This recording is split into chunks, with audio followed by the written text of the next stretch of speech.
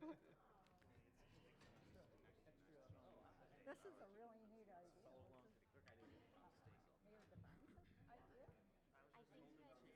They're coming. Oh, great. All right, good evening, ladies and gentlemen. We are going to call our December 3rd meeting of the Common Council to order. Before we take roll call, I just want to quickly explain to our viewers why there are 3 times the number of people up here tonight. We did our first student government night with our West Allis Youth Commission. So behind myself and the Common Council and our clerk are various members of the commission. We tried to sync them up as best we could with their representative from the district that they live in, but some of them were rather wayward and didn't have a home. They lived in New Berlin or Milwaukee, but we're all up here. They're here to observe. So thank you for being here, and we hope that this is an interesting evening for you.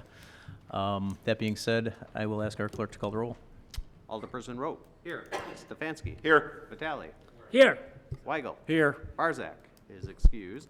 Shapleski. Here. Haas. Here. Lysick. Here. May. Here. And Reinke. Here. That's 10 present. Okay, a quorum is present. Please rise and join us in the Pledge of Allegiance, which will be led this evening by Alderman Dan Rote.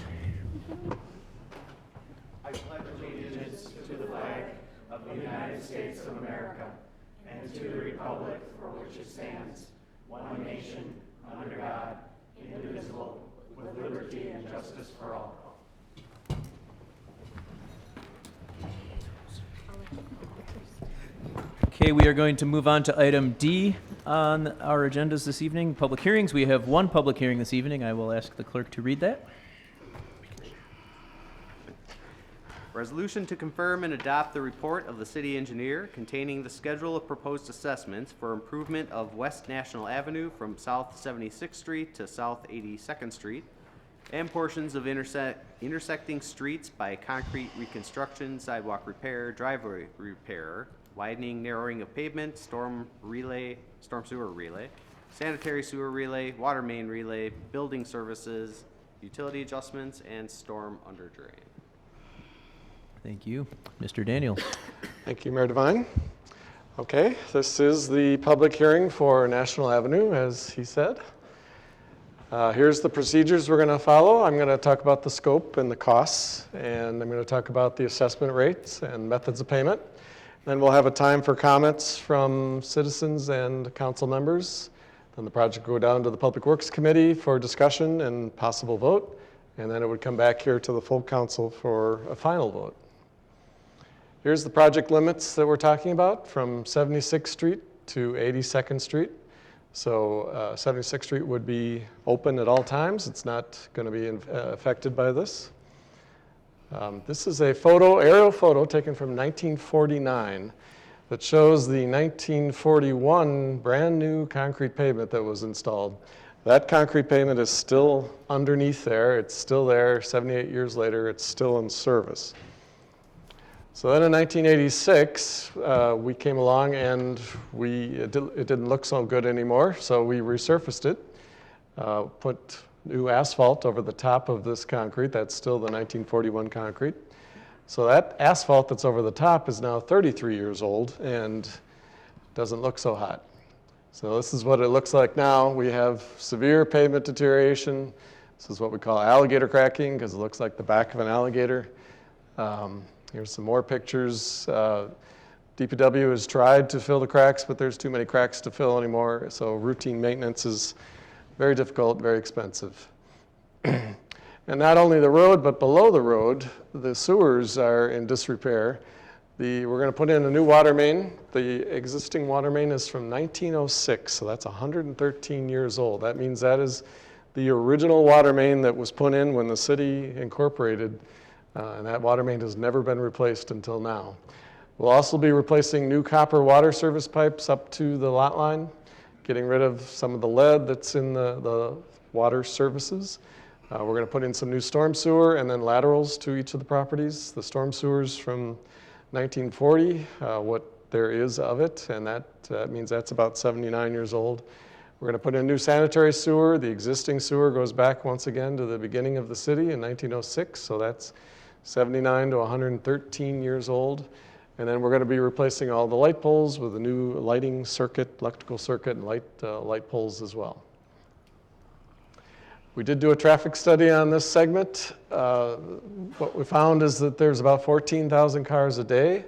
There were 25 accidents on this segment over a 5-year period, and 10 of those did include injuries. So that's very bad. But the crash rate is actually below the statewide average. Nevertheless, we're going to make improvements. 2 of the 25 accidents did involve bicycles, so we're hoping that the green bicycle lanes would help improve safety for bicyclists.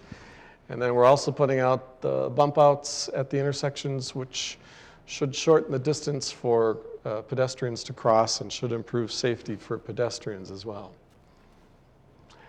We've been working over the past couple of years on the whole National Avenue corridor plan. There have been 5 meetings already. The first one was when the corridor was adopted in 2015. The council approved it in 2016.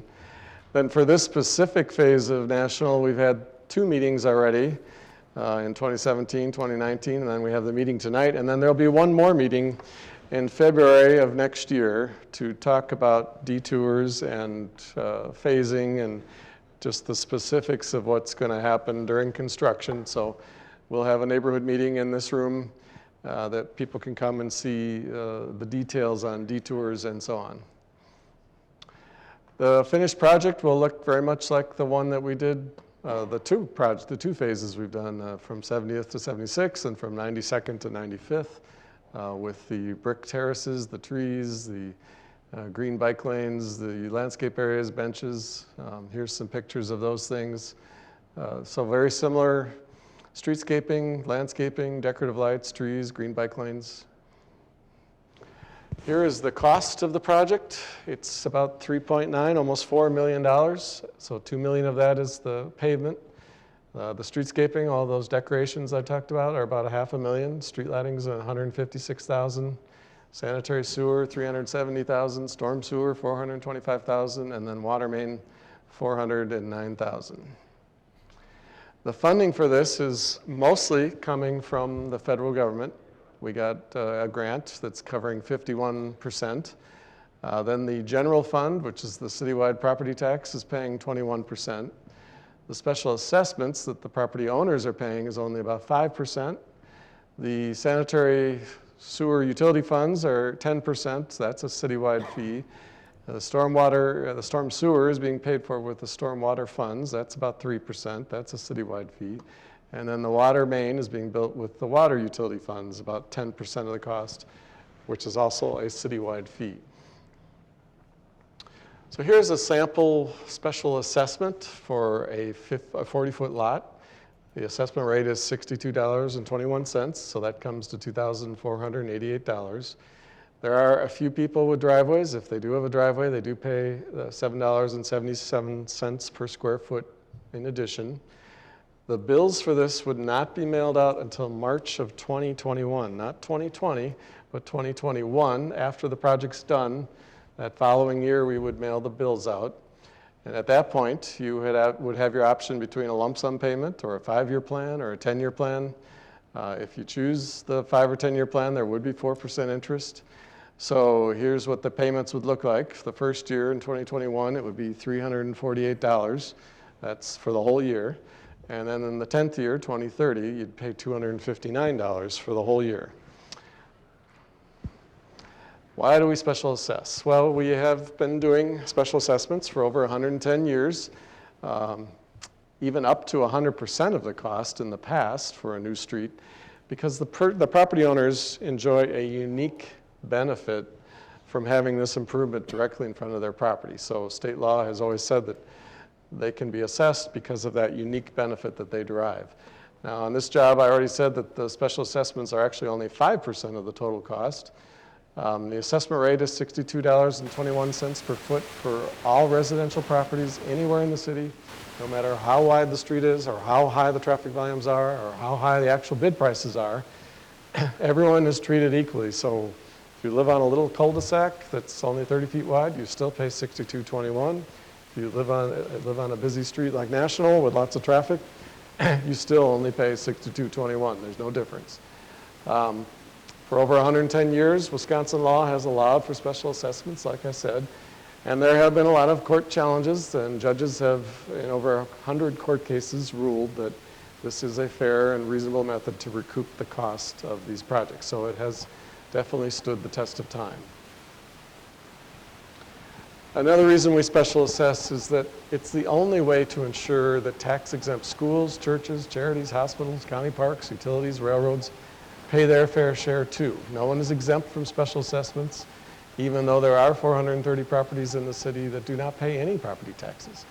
And many of these tax-exempt schools, churches, hospitals, and county parks are very large properties that actually encompass about 28% of the city and only contribute to the city's costs through special assessments. Likewise, businesses, corporations, and manufacturers pay a much higher assessment rate to ensure that they're contributing their fair share because they have extra traffic and truck traffic. So their assessment rate is usually $77 to $93 per foot. So here's two cases in point. The West Elk School District is going to be paying $6,300 for the Dotke High School. And Jordan Lutheran Church is going to be paying $6,000 in special assessments, even though neither of those two properties pay any property taxes to the city. This is a map, like I said, of the 430 parcels that are tax exempt throughout the city. And if you add up all those colored areas, it is 28% of the city's land area that is not paying property taxes. So that's reinforcing the point I just made. And then this is a map. All the colored areas are properties that have paid a special assessment in the last 10 years. So at least on the east end of town, and here's our project, it's almost everybody. And a lot of people have actually paid for their street and their alley over the past 10 years. So I guess the point is everyone is paying their fair share. Eventually we will do the street in front of everybody and everyone will pay their fair share. So there are some people that are on corners on National. This is not unusual. We do charge on both sides of your property. There are 10,000 parcels in the city out of the 19,000 that do pay for more than one side of their property, so that's 55%. 3,400 parcels out of the 19,000 pay for more than one street, and then 7,400 parcels out of the 1,900 pay for their street and their alley, so that's what totals up to 55%. So if you do have a corner lot and you're being assessed for National and for the side street, we would take the measurement and that's the same assessment rate, $62.21. So that comes, in this case, $7,400, but then we take 60% off. So we subtract $4,400 going back down to $2,900. So 60% off on the long side of your property. Some people ask, why do I have to pay interest? Well, the city is borrowing the funds for this project. The city pays interest to these municipal bondholders over the next 10 years. So the city is merely passing along these interest charges to the residents that choose the 5 or 10 year plan. The city is not making a profit off of that interest like a bank would. Here's some particular schedule information for this particular project. So you probably have already seen that We Energies and AT&T are out there right now. They're putting in a new gas main like that, and they're putting in new conduits for AT&T. So they're going to be working through December to tidy that up. On December 10th, WSDOT is going to advertise for bids. This is a state project. So they're going to advertise for bids, and then on January 14th, WSDOT will award the contract to the low bidder, and then we'll send that contract to Governor Tony Evers, and he will sign the contract, and then the state, I guess the point of the state does not get to pick the contractor. It will be the low bidder, whoever that is, and the city does not get to pick the contractor or the state inspector that is assigned to that job. That is all taken care of by the state. We hope to start work on April 6th if all goes well, and then we hope to be done by October 16th if all goes well. That would encompass 107 working days. That's outlined here. There's 5 phases that you can see here. So while there's 194 days from April 6th to October 16th, we're assuming only 107 of those days would be working days. And I'll explain that a little bit more here.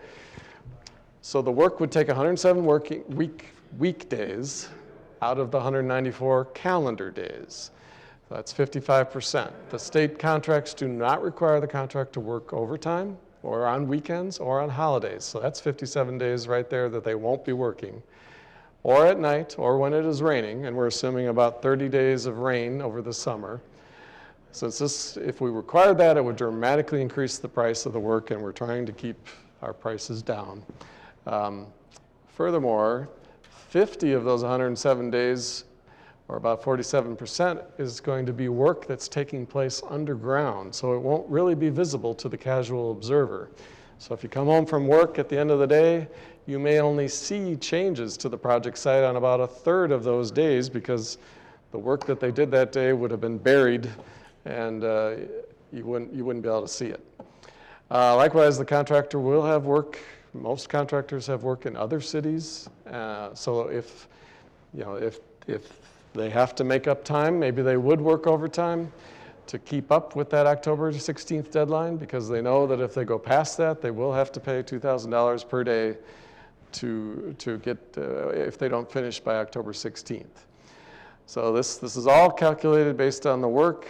Like here, water main, 2,000 lineal feet of water main is what we're installing. They can lay about 150 feet of water main a day. That translates to about 14 days. And all the way down, you figure out how much work, how many days, that's where we come up with the 107 days.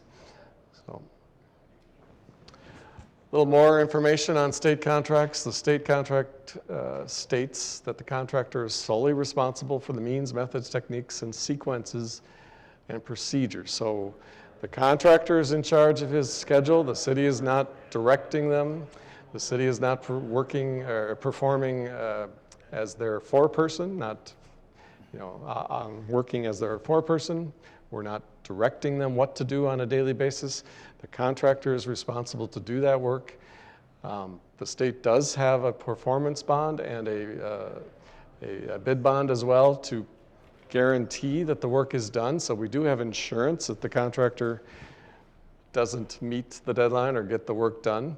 And the state would have the ability to disqualify a contractor from bidding if, according to their rules, there was fraud, collusion, criminal offense, or any violation of state or federal statute. So that's a decision that would be made in Madison by the state as to who's qualified to be a bidder and who's not.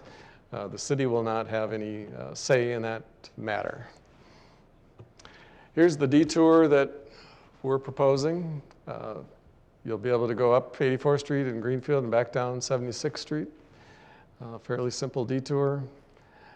I want to stress that the road will not be done by State Fair on August 6, 2020. But National Avenue is planned to be open in the westbound direction only before State Fair opens. So the hope is that people will be able to circulate, like I'm showing here, from the side streets to if they're looking for parking, they can circulate in the westbound direction. They will not be able to go eastbound during the fair, but they should be able to go westbound. So we're hoping that that will alleviate some of the congestion and allow people to circulate looking for parking. But it will not be completely done before the fair starts. It won't be done until October. For people that do park on National, there would be parking on side streets. You don't need a permit to park on the side street. The police would be understanding, and they would increase patrols in the neighborhoods. If you are disabled and have one of these stickers or plates, we can make arrangements to have disabled parking spots on the side streets that would be close if you need help or closeness for walking. We can take care of that for anyone, so just let us know. And I want to conclude with saying that we do have weekly construction and progress reports that you can sign up for. You can subscribe to get our emails or text alerts, and they would send out weekly updates on this project and all of our projects next year. So with that, I will entertain any comments or questions from the council or the audience. Thank you for the presentation, Mr. Daniels. Are there any questions from the members of the Common Council on this public hearing item? Fine. I have a few Alderman questions. Stefanski. I have a few questions. One is, how many actual homes on National Avenue are affected by this? I think there's only about 4 single family or Four? duplexes. Heritage Senior Living is the only place that's going to be accessible to them 80th Street? we're going to do the construction in segments. So we're going to do from 76th to 79th Street first, so that people can come in from 84th Street. So we'll do 3 blocks, and then we'll flip and we'll do the next 3 blocks. Kind of centering around the gas station there, so the gas station will always have access. So for part of the time, they'll be able to get into Heritage the way they normally do. It'll just be a month or two when we're working right in front of them that they might have to come in off of 80th. It's something that has to be played day by day. I mean, we could probably scoot across at 78th Street to get them into that driveway as well. And then scoot them across to 79th Street to get into that driveway. So day to day it will change, but we're doing it in segments this time. We're not going to do the whole thing all at once. So for at least part of the time, they'll be able to get in the way they normally do. 2 more questions. Sure. Are we guaranteed by the state that Cornerstone will not be doing this project? The state will have to decide if they disqualify them. I submitted information to the state on my opinion, and they will consider that, but the state will make that decision in Madison. I cannot guarantee that. And the final question is, if they go past the date of October 16th and they're fined daily $2,070, does the city get any of that money to help the businesses that are affected by that? No. That money goes to pay expenses for the additional staff time that is incurred because the project is now going past the deadline. So no, that's not something that we would do. Do we have any grounds as far as the city's concerned to be able to do something about it, businesses that are affected by it? Well, we've always helped the businesses with signage, and there are weekly meetings, to meet with the businesses to coordinate access, like I was talking about, on a day-to-day basis. I guess we've paid for the signage to direct people to, like the gas station or whatever business is in there, so we can help with that to get them in. Thank you. Any other questions from the Common Council? Mayor Devine, Alderman Weigel. Pete, I have a question and a comment. So you're going to do, I'm not going to say you're going to do it in stages because this is in the city of West Dallas, and I guess this is my comment. This is a state project. It Right. happens to be in our city. Correct. So in reality, there should be an engineer from the state here giving this speech. Well, right? correct. And answering these questions because it's a Yes. state-managed project correct. in our city. So that was the comment I wanted to make. But back to that, doing it in phases. So you showed that detour. There will be a time when people will still be able to drive eastbound on National Avenue from 84th Street. Because you start on the 76th Street end. We don't know where they're We going to don't start. know. That's going to be up to the That'll be contractor, decided. right? So where they start is going to be up to the contractor, right? Right. Because- Like I said, they're going to do 3 blocks at a time. We're not going to try to do the whole thing so that people can come get in from one end and then come in from the other end. So I think each phase is about a month and a half. So there'll be a month and a half where access will be difficult. And so for that month and a half, when it's in front of someone's business or home, the street's going to be completely closed. That's why I say day to day. I mean, if they're putting sewer in on the far end, they might be able to scoot You in. might be able to drive in and drop off your groceries or get a Right. couch delivered or Right. something, but we're not going to be able to count. Not black and white. Not black and white. Thank you. Thank you, Alderman Weigel. Any other questions from the members of the Common Council? Mayor Devine. Alderperson Reinke. These have to be qualified contractors, from what I Correct. understand. Correct. Do they have to live in our state to be chosen? Or can they live any Yeah, place? they can live anywhere, I believe. Yeah. There's no requirement that they live in the state. No. I would take for granted that the state would have certain criteria Well, that they it's, choose these contractors for. It's pretty loose, unless they've broken the law. I'm not aware, the only cases I've ever heard of where they were disqualified is where they actually broke the law for collusion. James Cape and Sons and Vinton and some other firms were actually colluding together, and that's one of the few cases where I can think of where the state actually disqualified someone. So they have a pretty high bar for what they choose to disqualify somebody for. All right, thank you. Thank you. Any other questions from the Common Council?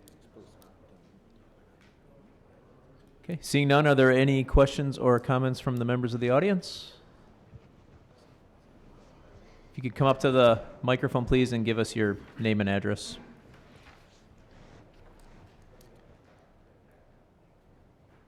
My name's Mike Hottinger. I'm not a resident of the city, but I own two buildings actually in this corridor. And my question would pertain to, with this project, side street parking is going to become key, and I think it's going to be in high demand. On 78th Street, as it butts up to National, on the west side of that, currently there's a no parking sign that goes kind of from National to, let's say, the entrance of the playground for Dotke. Is there any way we can, because I would say there's probably a good 15 parking spots that can be picked up there? It's a good idea. Yeah, we can look at that, sure. Okay, that's all I have. Absolutely, okay. Thank you. Thank you. Any other questions or comments from the members of the audience? Any questions or comments from any of the members of the Youth Commission? You all want to be engineers now, don't you? Okay. Seeing none, we will close our public hearing, and we will move on to item E on our agendas, which is citizen participation. This is the opportunity for members of the public to address the Common Council and me on any issues that are of importance to them. We do keep this portion of the agenda to 30 minutes, and we ask that you keep your comments to 5 minutes. Is there anybody this evening that wishes to address the council under citizen participation?